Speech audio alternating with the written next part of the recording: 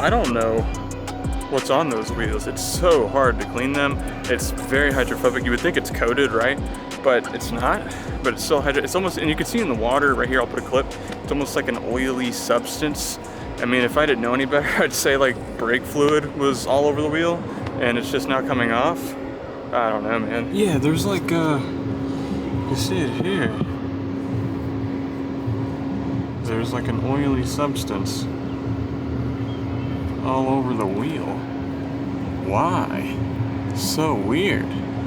I'd say it's tire dusting, but like nothing's coming. Yeah, obviously there's tire dusting on it, but like nothing's coming off of it. That's weird, man. I don't know.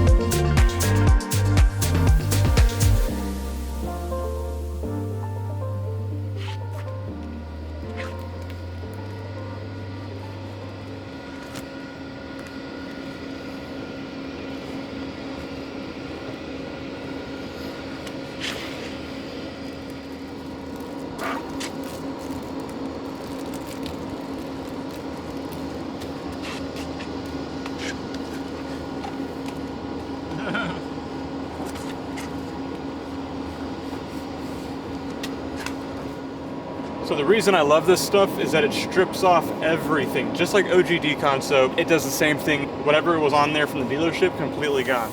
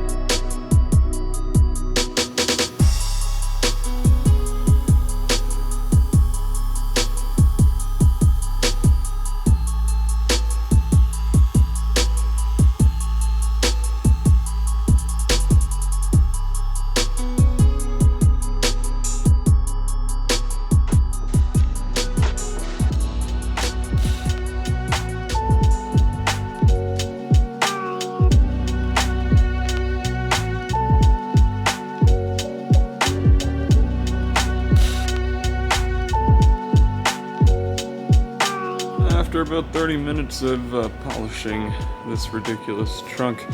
Only thing that's really left is this bit of water spotting. I see it right there. So this is a good example of how sometimes hard water spots can actually etch dang near through the clear completely.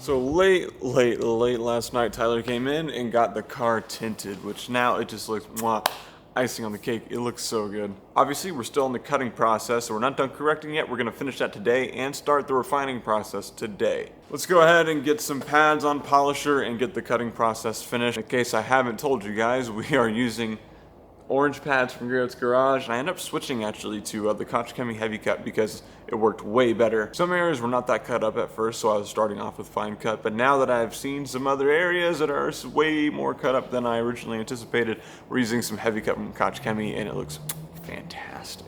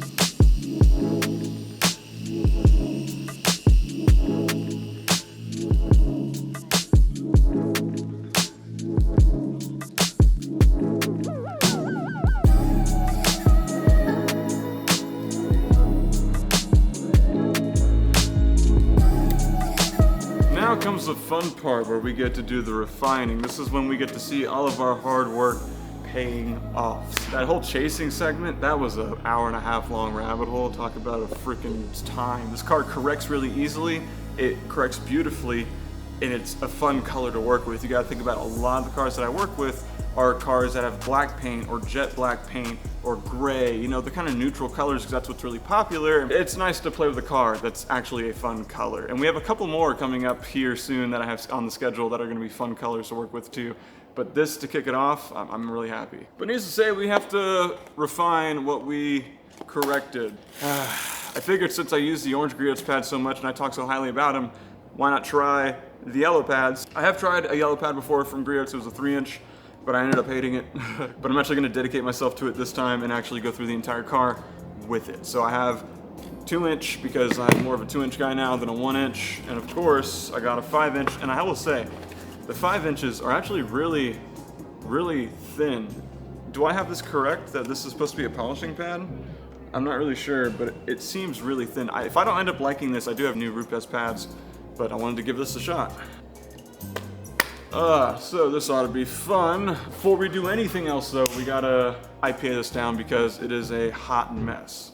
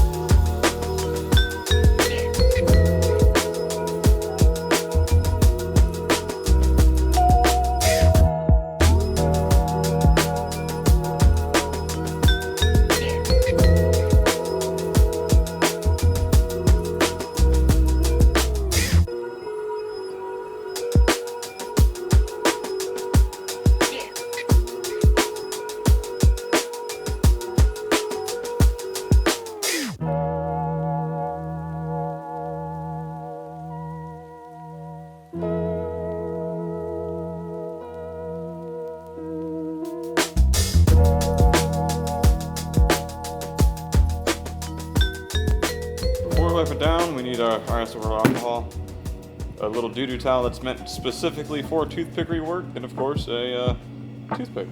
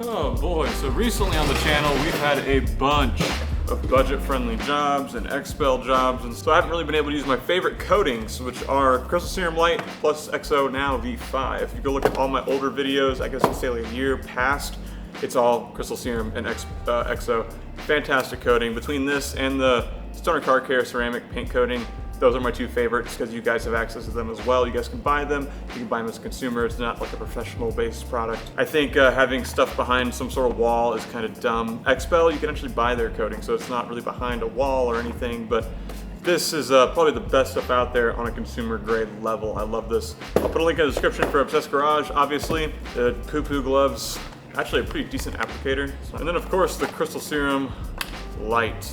I've yet to use XO V5 because I had so much XO V4 just from previous jobs that now I get to try it. I heard it's way less messy and that you only have to apply it once. You don't have to necessarily do 2 coats, which is a banger. I'm really excited about that. So with Crystal Serum Light, you just wipe on, wipe off, and then give or take a couple hours, you can come back and do XO. I'm probably gonna give it until later tonight. I got some stuff I gotta do and then I'll come back tonight. So maybe 4 or 5 hours later and put on the XO. Sometimes people like to wait overnight. You can do that too. Let's get to it.